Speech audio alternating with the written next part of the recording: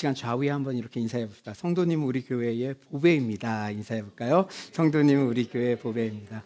네, 얼굴만 봐도 은혜가 되네요. 한번 인사해 봅시다. 얼굴만 봐도 은혜가 되네요. 아멘. 네, 그래요. 오늘 오후 3시 가수 범키 초청 전도 축제가 있습니다. 범키 형제를 섭외하고 실무를 진행하기 위해서 교역자 카톡방을 만들었어요. 그리고 콘티, MR 등을 지난 목요일까지 서전도사님과 소통하여 알려달라고 그렇게 요청했습니다. 제 마음 가운데는 전도사님이 이번 행사를 통해 또 교회 사역을 배우게 되는 좋은 기회가 되었음 하는 바람 때문이었습니다. 지난 목요일 약속대로 범키 형제가 자료를 보내왔고 전도사님과 잘 소통했습니다. 그런데 제가 잘 보고 있다가 마지막에는 직접 글을 남겼어요. 왜 그랬을까요? 제가 잘 보고 있다가 마지막에 왜 직접 글을 남겼을까요? 놓치지 않고 전해야 할 중요한 내용이 있었기 때문입니다. 오늘 본문의 바울도 그런 상황이에요. 우리 11절을 한번 다 같이 읽어볼까요? 11절입니다. 11절 시작. 내 손으로 너희에게 이렇게 큰 글자로 쓴 것을 보라. 바울이 직접 썼다는 것이죠. 당시 문화에서는요, 대피를 많이 했습니다. 바울도 다른 서신서들 보면은 이 제자들이 대피를 했어요. 왜냐? 이 문서들을 철자와 문법과 문체와 필체에 숙련된 그 제자들 비서가 작성하면 글을 읽기 쉬우면서도 당시에 이 비쌌잖아요. 그래서 값비싼 지면을 아끼는 효과가 있었기 때문입니다. 바울도 여러 번 이런 비서를 기용했죠. 하지만 오늘 갈라디아서 편지의 마지막 맺은말에서는 바울이 붓을 직접 넘겨받아 그건 내가 쓰겠어. 자신의 마지막 생각을 직접 크고 굵은 글씨로 전하고 있습니다. 그만큼 마지막으로 직접 반복해서 강조하고 싶은 중요한 내용이 있었기 때문이죠. 우리는 2024년 복음이 이끄는 교회라는 표어에 맞게 세월이 이렇게 빨라요. 장장 5개월여의 시간 동안 갈라디아서 말씀으로 큰 은혜를 받았습니다. 이렇게 성경 한 권을 깊이 묵상하는 거 이게 참 유익한데요. 그런데 마지막이 좋아야 모든 것이 좋은 것이죠. 저는 오늘도 하나님께서 명절 끝날 주시는 은혜, 마지막 날 주시는 큰 은혜를 허락하실 줄 믿습니다. 그렇다면 바울이 오늘 본문 갈라디아서 편지의 맺은 말에서 그렇게 강조하고 싶었던 교훈은 과연 무엇이었을까요? 여러분 갈라디아서 강해 설교 5개월여 들었는데 제일 중요한 것 2가지 오늘 기억하고 가시면 됩니다. 첫째는 자기의, 자기 공로, 자기 육체를 자랑해서는 안 된다는 가르침입니다. 우리 13절 한번 다 같이 한번 읽어볼까요? 온라인으로 들으시는 분들도 13절 다 같이 한번 읽어봅시다. 시작. 할례를 받은 그들이라도 스스로 율법은 지키지 아니하고 너희에게 할례를 받게 하려 하는 것은 그들이 너희의 육체로 자랑하려 함이라. 사도 바울이 세운 갈라디아 교회의 거짓 교사들이 들어와 복음을 부정하며 율법주의를 조장했죠. 그들은 예수 그리스도를 믿는 것만으로는 부족하다고 하며 율법의 몇 가지를 준수해야 한다고 했습니다. 이에 거짓 교사들은 자신들의 율법을 지키는 행위를 자랑했고 할례를 받은 육체를 자랑했어요. 이 모든 자랑은 바로 자기 의를 내세우는 것이나 마찬가지였습니다. 사랑하는 여러분, 하나님의 은혜를 거역하는 삶의 패턴은 크게 2가지예요. 먼저 탕자처럼 하나님의 말씀을 적극적으로 거부하는 것이죠. 자기 소견에 옳은 대로 행하며 쾌락을 좇아 먹고 마시며 즐기며 방탕한 행각을 벌입니다. 여러분 버닝썬 사태 이런 거 있는데 그리고 여러분 대학가 주변에 그냥 기준 없이 느낌대로 좋은 대로 사는 그런 사람들. 하나님의 은혜를 거부하는 첫 번째 패턴은 하나님의 말씀을 적극적으로 떠나서 전혀 염두하지도 않고 사는 부류들. 그리고 우리가 주의해야 될 것은 또 한 부류가 있는데요. 하나님의 은혜를 거부하는 패턴. 그것은 바로 탕자 큰형 스타일입니다. 말끝마다 자신의 공로를 자랑하며 스스로 자기 구원을 이루려 하죠. 자기가 이만큼 했으니 교회에서 이 정도 나에게 해주는 건 당연한 거다. 자기가 이만큼 했으니 하나님께서 구원해 주시는 것은 마땅한 거야. 그렇게 생각합니다. 그러니까 당자도 하나님을 필요로 안 했던 것이고 이 큰형도 어쩌면 하나님을 필요로 안 하는 것이죠. 자기 힘으로, 자기 공로로 구원을 획득할 수 있다고 생각하기 때문에 그게 어마어마하게 큰 죄예요. 어쩌면 문제는 이 탕자 큰형 스타일은 여간에서는 교회 공동체에서 죄인이라고 드러나지 않는다는 거예요. 오히려 겉보기에는 잘하는 것 같아요. 그리고 그것을 스스로 즐겨요. 그리고 주변 사람들이 그것을 마땅한 대우를 나한테 해줘야 마음이 편합니다. 심지어 이게 참 심각한 게 자기도 속을 수 있다는 거예요.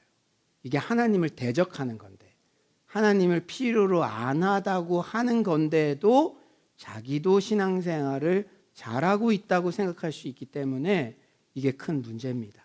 그렇기 때문에 갈라디아 교인들도 많이 속아 넘어간 거예요. 이 거짓 교사들은 육체에 할례 받는 거, 율법 지키는 거, 그걸 막 자랑하니까 야 그래 그리스도 믿어. 그런데 하나만 더 해. 그러면서 할례 받은 거.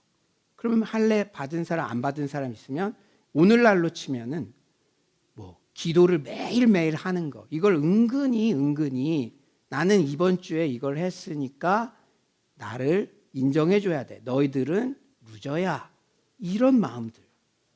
사랑하는 여러분, 누누이 강조하지만 우리의 구원의 조건으로 0.0000001%라도 우리의 공로, 우리의 행위를 결부시킨다면 그것은 모두 이단입니다. 여러분 잘 들으십시오. 요새 뭐 데이비드 차 그런 이슈 그리고 여러 신비주의적인 그런 것들을 조장하는 그런 인터넷 그리고 유튜브 매체들, 그런 것들이 왜 위험한 줄 압니까? 대놓고 행위를 강조하지는 않아요. 그러나 그렇게 말씀을 전하고 뭔가 방언을 한다든지 신비 체험을 안 하면은 루저가 되는 것처럼, 열등한 신자인 것처럼 그런 식으로 그 전체 분위기를 몰아간다는 것이죠. 이것은 성경적인 것이 아닙니다. 다시 한번 제가 말씀드립니다. 우리의 구원의 조건으로 0.0000001%라도 어떤 행위, 공로를 결부시킨다면 그것은 쳐다보지도 마세요. 아멘이십니까? 사랑하는 여러분, 아무리 예수 그리스도의 십자가를 의지한다고 해도 의롭다함을 얻기 위해서 여전히 할례 등의 자신의 행위가 필요하다고 생각한다면 그것은 하나님의 의가 아닌 자기 의를 추구하는 신앙이에요. 여러분 그런 물은 없겠지만 이 물에 정말 퓨어한 물이라고 생각해 보세요. 그런데 이 퓨어한 물에 0.0000001%라도 먼지가 들어가면 이건 퓨어한 물이 아니죠. 마찬가지예요. 아무리 예수 그리스도의 십자가를 강조하고 똑같은 것 같아도 0.00001%라도 자기 의, 자기 공로, 내가 이렇게 교회에서 헌신했습니다. 이런 것들을 자꾸 드러낸다면 그것은 그리스도의 의를 좇는 게 아니라는 거예요. 사랑하는 여러분, 우리는 오직 은혜, 전적인 하나님의 사랑으로 구원받았다는 사실을 절대 잊어서는 안 될 줄 믿습니다. 여러분 너무나 잘 아시겠지만 은혜란 단어의 원어적 의미는 자격 없는 자에게 부어주시는 하나님 편에서의 일방적인 호의입니다. 자격 없는 자. 여러분, 그래서 1만 달란트 빚진 자의 비유를 알려주셨죠. 나는 1만 달란트라 100억을 탕감받은 사람인데 나에게 100만 원 빚진 자에게 가가지고 막 비판하고 갚으라고, 이건 말도 안 되는 것처럼 우리는 하나님 편에서의 일방적인 호의, 나는 자격 없는데, 여러분 우리 삶을 뒤돌아보면 우리가 자격이 있습니까? 나만 봐도 내 과거의 일들이 여기 다 영상에 비춰진다면 절대 내가 설 수 없어요. 저만 그렇습니까? 그 하나님의 일방적인 은혜, 자격 없는 나에게 부어주신 그 은혜를 생각한다면 자랑은 설 자리가 없는 줄 믿습니다. 사랑하는 여러분, 그런 면에서 복음과 자랑은 병립할 수 없는 단어예요. 여러분, 우린 느낌으로 알잖아요. 얘기를 하는데 그 끝은 결국은 자기 자랑이야. 그러면 신앙이 좋은 것 같지만 아주 어린 신앙입니다. 그렇다고 대놓고 말하지 마세요. 아이고 결국 자기 자랑하니까 신앙 어리네요. 이건 관계 다 깨뜨리잖아요. 그냥 분별을 하라는 거예요. 여러분, 착해서 속으면 안 돼요. 성경적인 것을 분별해야 됩니다. 우리는 착하니까 모였을 때 저 사울로 교회에서 내가 이것도 하고 저것도 하고 이것도 하고 이것도 와 그러는데 와 할 일이 아니에요. 분별할 일입니다. 사랑하는 여러분, 진정한 복음과 내 자랑은 병립할 수 없는 단어인 줄 믿습니다. 그러므로 우리가 뭔가 순종을 해서 교회에서 전도도 하고 기도도 많이 하고 헌금도 하고 열심히 뭔가를 했어요. 그러면 또 격려해야죠. 주변 사람들은 격려하죠. 그때 우리가 취해야 할 태도는 순종할 힘을 하나님께서 허락해 주셔서 제가 감당할 수 있었습니다. 모든 영광은 하나님께 있습니다. 저는 마땅히 해야 할 일을 감당했을 뿐입니다 라는 겸손한 고백만이 우리에게 넘쳐나기를 간절히 축원합니다. 이 시간 혹시 저도 이 설교를 준비하면서 세심한 부분까지 돌아봤어요.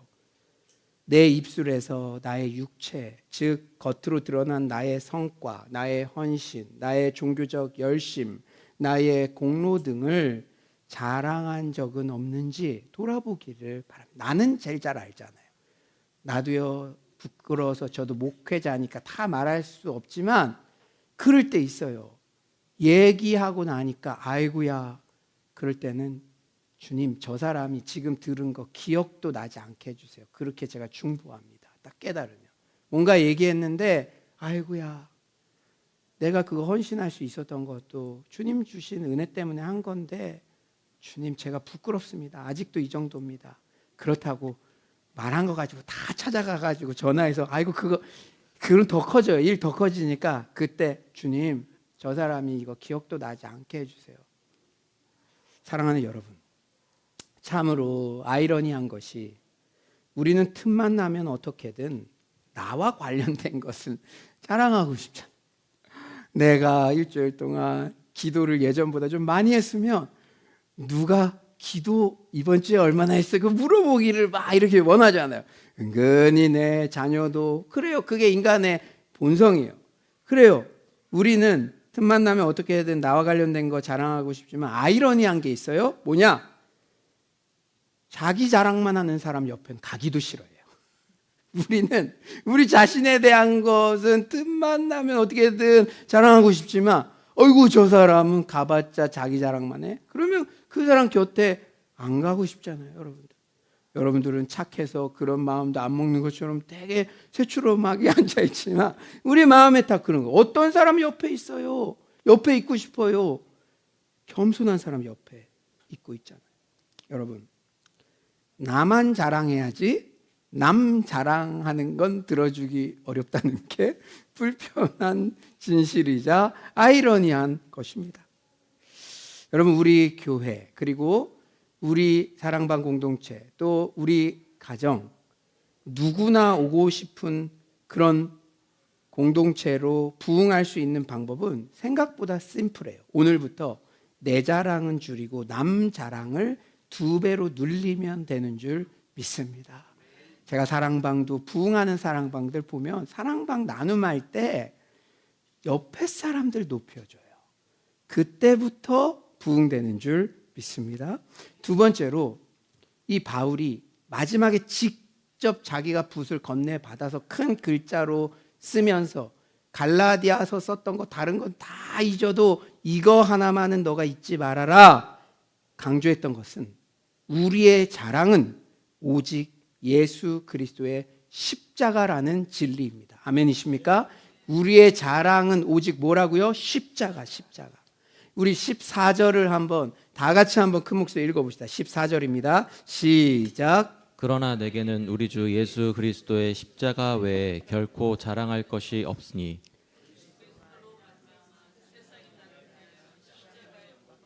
내가 또한 세상을 대하여 그러하니. 여러분 이 노란색으로 음영으로 된 부분 그러나 내게는 우리 주 예수 그리스도의 십자가 외에 결코 자랑할 것이 없으니. 여러분 얼마나 멋진 말입니까? 지금 거짓 교사들은 틈만 나면 지자랑하려고 막 그러는데 이제 내 순서가 됐어. 막 우리가 그런 거 있어요. 모든 소그룹 모임에서 첫 스타트를 잘 끊어야 돼. 첫 스타트 하는 사람이 자기 자랑하면은 옆 사람도 다음 순서 사람도 꿀리는 것 같거든. 그러면은 자기 자랑. 그런데 마지막 사람이 나는 오직 그리스도 예수의 십자가밖에 자랑할 게 없습니다. 이렇게 고백한다면 얼마나 멋진 겁니까?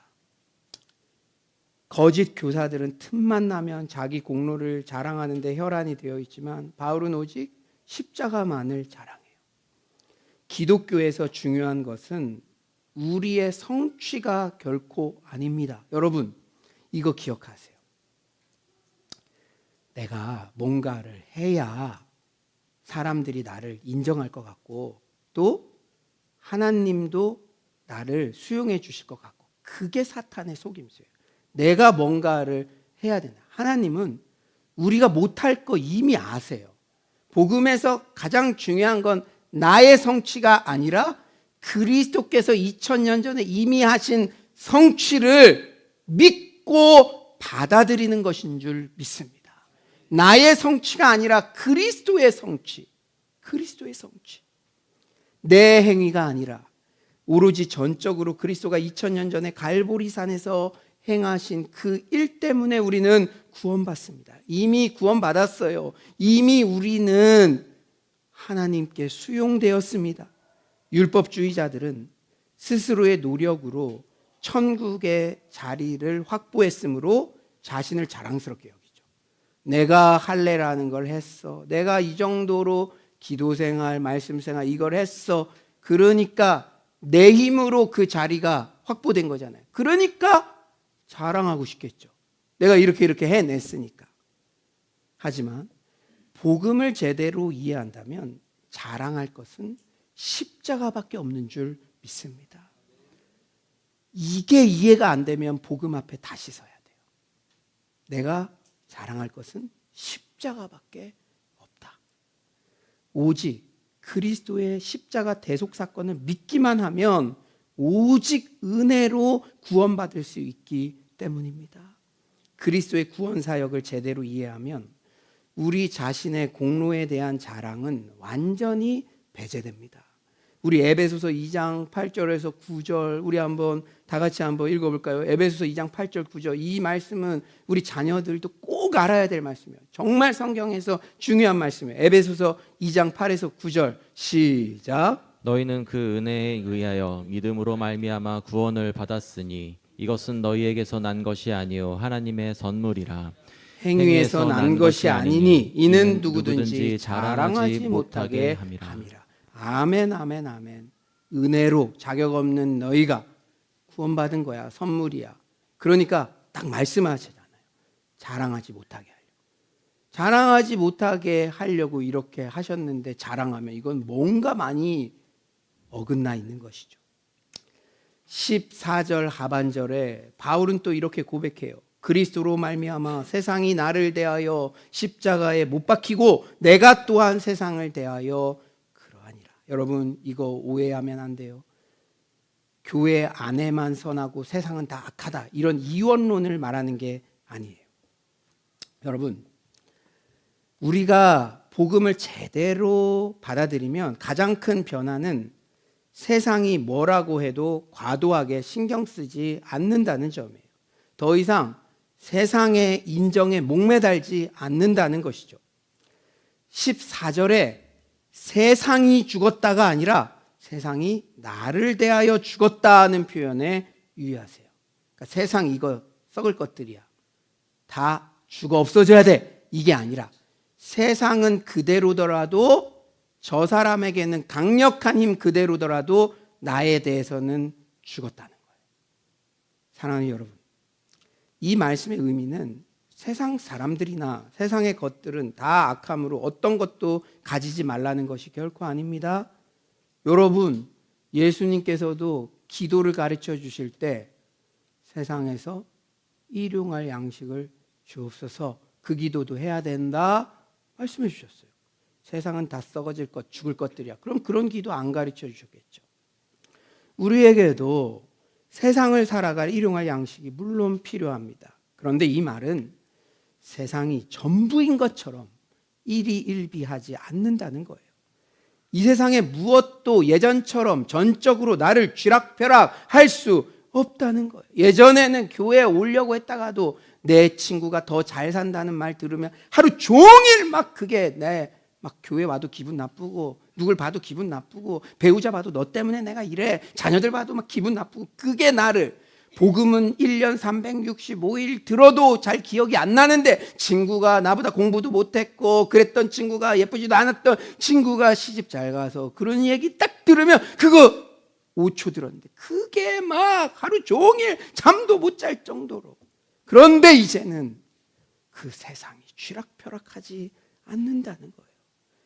그리스도와 그분이 이루신 일에 집중할수록 그만큼 우리는 세상과 자신의 성취에 덜 집중하게 된다.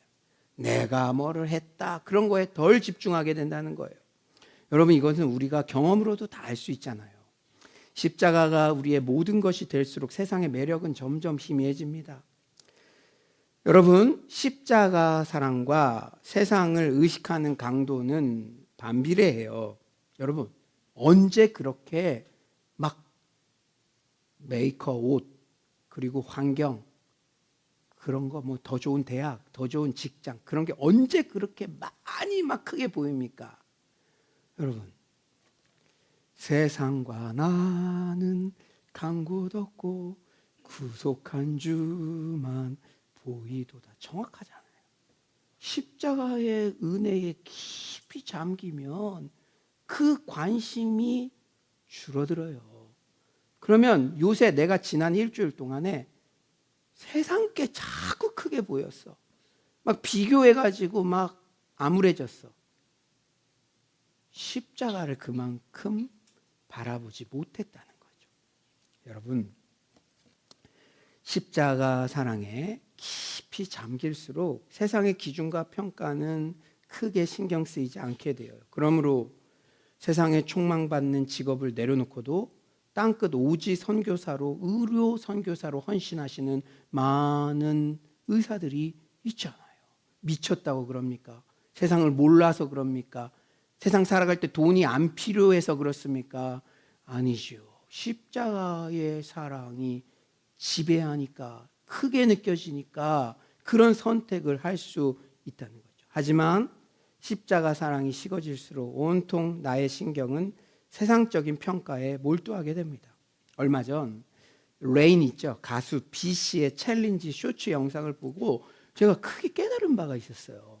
그래서 제가 이 영상을 보여드리면 확 와닿겠다 해가지고 그 쇼츠인가요? 릴스인가요? 나 그거 어떻게 찾는지 잘 모르니까 복걸복으로 계속 내가 해봤어. 그 설교 준비하는데 한 15분이 지나가더라고. 아, 이거 뜻이 아닌갑다 하고 그냥 설명해 드려야겠다. 왜냐면 내가 그 곡도 모르고 그랬는데 그 장면이 딱 뇌리에 박혔어요. 그 장면이 어떤 거였냐? 그는 반바지에 이 나이키 그 이미테이션, 짜가라 그러죠, 전문 용어. 나이키 짜가 나이스 같은 티를 입고 우스꽝스럽게 막 춤을 추더라고요. 그런데 그 표정이 내가 나이키 짜가 티 입었는데 사람들이 나를 뭐라고 무시할까? 그런 거 전혀 신경 쓰지 않더라고요.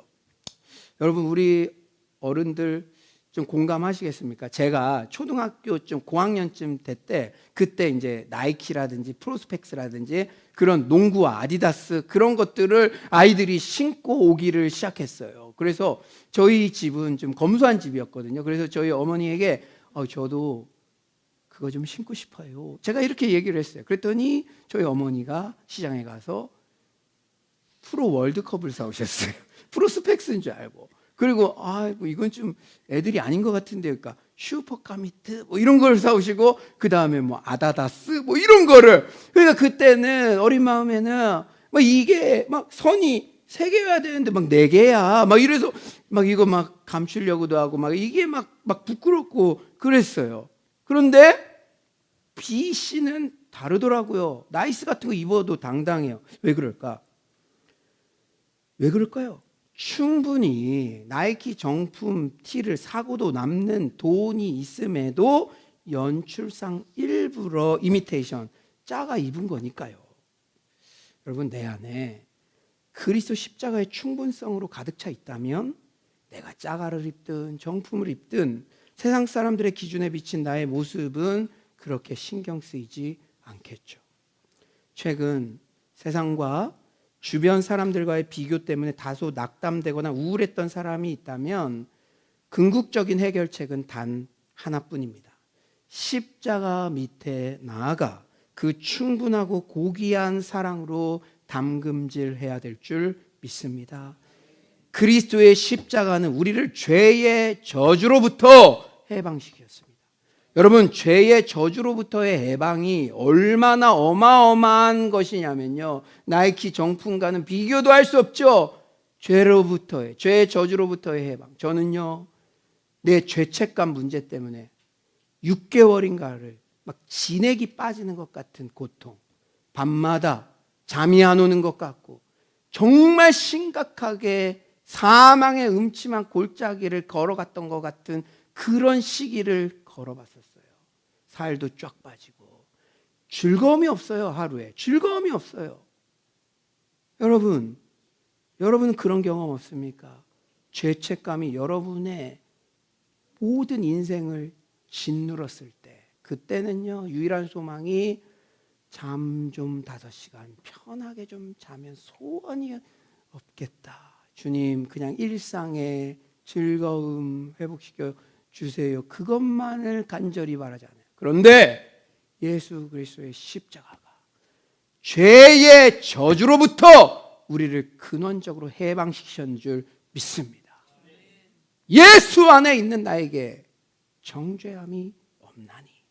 에베소서 1장 7절 말씀하시죠. 우리는 그리스도 안에서 그의 은혜의 풍성함을 따라 그의 피로 말미암아 속량 곧 죄사함을 받았느니라. 그리스도의 십자가만으로 충족한 줄 믿습니다. 또한 그리스도의 십자가는 우리를 하나님과 화목하게 하셨어요. 여러분, 이 화목이 얼마나 중요합니까? 제가 디스크 검사를 하니까 저는 주도형인 줄 알았는데 I형이더라고요. 친화형이에요. 그리고 오늘 제가 커밍아웃하면 저는 또 B형이에요. B형 별로 좀 나쁜 남자 스타일이라 그랬는데, B형이 제일 힘들어하는 거는 어떤 공동체에서 소외되는 거를 제일 힘들어한대요. 그게 인생의 가장 큰 재앙이래요. 그래서 저는 I형이니까 이제 만약에 부부끼리 이렇게 좀 다툼, 그러니까 의견 차이가 있을 수도 있잖아요. 그러니까 저는요, 5분만 지나면은 풀고 싶어요. 왜냐하면 사랑하는 사람과 좀 어색한 게 이게 진짜 너무 힘든 거예요. 근데 이제 제 아내는 신중형입니다. 좀 감정이 상했을 때 그런 얘기를 하면은 오히려 상대방이 더 상처받을 수 있으니까 조금 반나절 정도 생각을 정리하도록 그 시간을 주어야 되어요. 그런데 저는요, 이게 이 화평이 깨지면 정말 죽음처럼 이렇게 힘들더라고요. 여러분, 이게 성향상의 차이도 있지만 누군가가 관계에서 또 화평이 깨어졌을 때 얼마나 고통스럽습니까? 그런데 하나님과의 화평이 깨어졌다고 생각해 보세요. 예배에 나와도 밍숭맹숭하고 기도에도 느껴지지 않고 그 하나님의 은혜를 경험했던 사람은 그 하나님과의 화평이 깨어져 느껴지는 그 시간 하루도 견딜 수 없죠. 하루가 뭡니까? 반나절도 견딜 수 없죠. 그런데 그리스도의 십자가가 우리를 하나님과 화목하게 하셨습니다. 골로새서 1장 21절에서 22절 우리 한번 다 같이 한번 큰 목소리로 한번 읽어볼까요? 1장 21에서 22절입니다. 시작. 전에 악한 행실로 멀리 떠나 마음으로 원수가 되었던 너희를 이제는 그의 육체의 죽음으로 말미암아 화목하게 하사 너희를 거룩하고 흠없고 책망할 것이 없는 자로 그 앞에 세우고자 하셨으니. 아멘. 그리고 그리스도의 십자가는 사탄의 권세를 무너뜨리셨습니다. 이 사단 마귀는 우리를 속여요. 그러나 그 머리가 이미 여러분 원시 복음부터 이 사탄은 너희의 발을 상하게 하나 여자 후손은 그 머리를 상하게 했다. 사단 마귀를 완전히 십자가의 능력으로 무너뜨렸죠. 그 권세를 무너뜨렸죠. 그러니까 여러분 자꾸 소극적으로 이렇게 기도하지 마세요. 자꾸 눌리는 것 같아요. 그렇게 그냥 마귀를 대적하라. 그럼 마귀가 떠나리라. 분명히 약속하셨어요. 그리고 마귀 생각할 필요도 없어. 자꾸 마귀 묵상하는 게 아니라 성령으로 충만하게 해주세요. 그렇게 기도하세요. 성령으로 충만하면 마귀가 장난 못 칩니다. 괜히 지가 이미 권세가 멸하여졌는데 괜히 속여서 장난치다가 그럴까 봐. 사랑하는 여러분, 히브리서 2장 14에서 15절은 분명히 말씀하죠. 자녀들은 혈과 육에 속하였음에 그도 또한 같은 모양으로 혈과 육을 함께 지니심은 죽음을 통하여 죽음의 세력을 잡은 자 곧 마귀를 멸하시며. 죽음, 마귀는 죽음 가지고 장난치잖아요. 죽음의 그 두려움으로 장난치잖아요. 그러나 예수님은 십자가의 죽음을 통하여 죽음의 세력을 잡은 자 마귀를 결박하셨어요. 왜? 3일 만에 부활하셨으므로. 예수님은 죽음의 권세도 이기신 분이시다. 마귀를 이미 멸하신 분이시다. 그러므로 15절에 또 죽기를 무서워함으로 한평생 매여 종노릇하는 모든 자들을 놓아주려 하심이니. 아멘. 십자가가 이 위대한 일을 이미 우리에게 해주신 것입니다. 우리가 십자가 밑에 나아가 그리스도가 행하신 일을 묵상한다면 그리스도의 십자가만으로도 충분합니다. 그러나 내게는 우리 주 예수 그리스도의 십자가 외에 결코 자랑할 것이 없습니다. 라는 위대한 고백이, 이 멋진 고백이 우리 가슴 깊은 곳에서부터 회복될 줄 믿습니다. 우리 교회 스페셜 금철에도 오셨던 늘 성령님과 동행하는 삶을 목회 철학으로 삼고 있었던 조태성 목사님께서 지난 금요일 이런 글을 남기셨어요. 여러분, 제가 금요일날 이렇게 설교를 쓰고 나면은 또 이렇게 글들을 보기도 합니다. 그런데 참 금요일날 그 주제에 맞는 글이 올라올 때는 또 정말 제가 먼저 은혜를 받았을 때 여러분들과 나누기도 하는데요. 참 그 조태성 목사님 쓰신 글이 설교 쓰고 딱 보는데 은혜가 되더라고요. 여러분, 내 자리를 지킬 때 행복하다. 여러분 잘 들어보세요.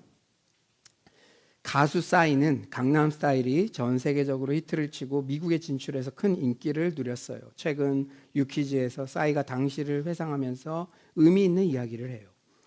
계속 올라가는데요. 이제 내려올 때가 되었는데 더 계속 올라가요. 그때 느낀 건 이럴 줄 알았으면 낙하산을 챙겨오는 건데 싶더라고요. 싸이가 고백합니다. 이후로 싸이는 5년 정도 3-4곡을 전 세계적으로 히트시키고 전 세계를 다니면서 인기를 누렸는데요. 그때 생각했답니다. 내 자리로 이제 돌아갈 때가 됐다. 그래서 다시 원래 한국에서 하던 걸 하기 시작했어요. 개인 공연과 콘서트, 대학 축제들을 다니면서 행복과 만족을 얻었어요. 이어서 그는 이렇게 이야기합니다. 그 이후로부터 지금까지가 행복 지수가 가장 높더라고요. 내가 감당할 수 있는 범위 안에 있는 것이 행복 지수가 가장 높더라고요. 조태성 목사님이 이렇게 고백하시더라고요. 사실 예전에도 계속 했었던 일입니다. 그런데 예전보다 왜 최근 같은 일에서 행복 지수가 높아진 것일까요? 행복은 이미 주어져 있었지만 내가 발견해야 한다는 겁니다. 무엇보다 제 영혼의 만족도, 행복도 은혜로 이미 주어져 있음을 되새깁니다. 최고의 행복, 예수님의 십자가 사랑이 제게 이미 주어져 있고요. 그 사랑 덕분에 성령님께서 제 안에 늘 거하십니다. 이것이 가장 큰 행복이지만 가장 큰 행복으로 날마다 발견하고 감사해야 하지 못한다면요, 이미 소유했음에도 불구하고 소유하지 못한 사람처럼 남과 비교하고 우울해지며 좌절합니다. 이미 소유한 하늘의 것과 비교할 수 없는 땅의 문제들에 반응하면서 불행하다고 착각하고 삽니다. 저부터 저에게 주신 십자가 사랑과 성령님의 친밀하심을 더욱 지키고 재발견해서 감사하겠습니다. 인도하심 없이 욕심으로 자꾸 분주해지고 바빠지는 걸 경계하겠습니다. 마리아처럼 주님 앞에 멈춰서 앉아서 그분을 더욱 바라보겠습니다. 이것이 제 행복 지수를 충분히 얻고 누리게 해주는 최고의 방법임을 다시 한번 깨닫게 됩니다. 이제 말씀을 정리하겠어요. 이제 우리는 오늘 오후 3시에 가수 범키 형제를 만납니다. 참 신기해요. 우리 교회에 그 설교자로 오시는 분들이나 이런 분들이, 우리 이재학 목사님도 우리 교회 설교 신년 부흥회 하시고 얼마 안 돼서 책이 나와서 그 이후에는 모시기도 힘들었을 텐데, 우리 가수 범키도 섭외하고 나서 얼마 안 돼서 이 새 앨범이 나왔죠. 여러분들 아실 수 있겠지만 이 가수 범키는 인기 최정상의 가수, 그러니까 차트 1위에도 올랐다 그러더라고요. 그런 가수였다가 자신의 실패와 고난 가운데 예수 그리스도를 인격적으로 만났고 이제는 오직 예수 그리스도의 십자가만을 자랑하는 하나님의 사람이 되었습니다. 여러분들 우리 교회에는 이렇게 예술 쪽에 비전을 가진 친구들도 많은데 지금 범키의 행보가 어떤 행보인지 더 와닿을 거예요. 얼마 전 그는 8년 만에 정규 앨범, 게다가 오비디언트, 순종하는 사람이라는 첫 CCM 앨범을 냈습니다. 인기 최정상이었던 유행가, 힙합 가수가 종교적 색채가 짙은 CCM 앨범을 낸다는 것 자체가 손해를 감수하는 선택이었습니다. 그는 새 앨범 인터뷰 중 인생의 목적이 생긴 건가요? 라는 기자의 질문에 이렇게 대답해요. 전에는 제가 목표만 있고 목적은 없었거든요. 지금은 목적이 뚜렷하게 있는 삶을 사는 거랄까? 저는 하나님을 모를 때 1위 가수가 됐고 성공도 해봤어요. 그런데 목표만 있는 사람이 성공했을 때 굉장히 많은 유혹이 찾아오는 순간 그걸 이겨내는 힘이 현저히 작다는 것을 알게 됐어요. 목적이 있는 삶, 소명이 있는 삶은 어떤 직업을 갖든지 간에 스스로 정의가 되어 있는 사람이라고 생각해요. 이게 진짜 우리 청년들 중요한 거겠죠. 스스로 이 직업을 통해서 나는 어떤 방향으로 나아간다. 그 정의가 되어 있는 사람. 그냥 부모님이 이 대학 가라 그러니까 가고 이 전공 이거 그냥 떠밀려서 그게 아니라 내가 이 일을 하는 목적이 스스로 정의가 되어 있는 사람. 가수라는 직업도 그렇거든요. 창작자가 어떤 영감을 받고 작업을 했느냐에 따라서 작업물을 접하는 사람이 큰 영향을 받아요. 굉장히 우울해지고 슬퍼지거나 또 정말 즐겁고 행복해지거든요. 그렇기 때문에 음악을 만드는 아티스트는 사람을 살리는 음악을 만들 수 있어요. 의사처럼 물리적으로 사람을 살리지는 못하지만 영적으로 위로하고 치유하고 회복하게 만들 수 있는 거죠. 저는 사람을 살리는 음악이 필요하다고 생각해요. 그리고 그게 저의 목적이자 소명이에요. 오늘 본문 17절에서 바울은 이렇게 고백하죠. 17절을 보실까요? 이후로는 누구든지 나를 괴롭게 하지 말라. 내가 내 몸에 예수의 흔적을 지니고 있노라. 범키 형제는 천국 가서 하나님 앞에 보여드릴 예수의 흔적을 지금 삶으로 하나씩 새기고 있다는 마음이 들었습니다. 세상 자랑, 자기 자랑이 아니라 십자가 자랑을 자신의 목적으로 삼는 삶. 그것이 바로 우리 몸에 새기는 예수의 흔적인 줄 믿습니다. 아무쪼록 갈라디아서 강해 설교를 마치며 구원은 내 공로가 아닌 오직 예수 그리스도의 십자가 사랑을 믿기만 하면 오직 은혜로 받는다는 이신칭의 진리가 생생히 각인되기를 소망합니다. 그리하여 오직 예수님의 십자가만 자랑하는 서울의 모든 성도님들 되시기를 간절히 축원합니다.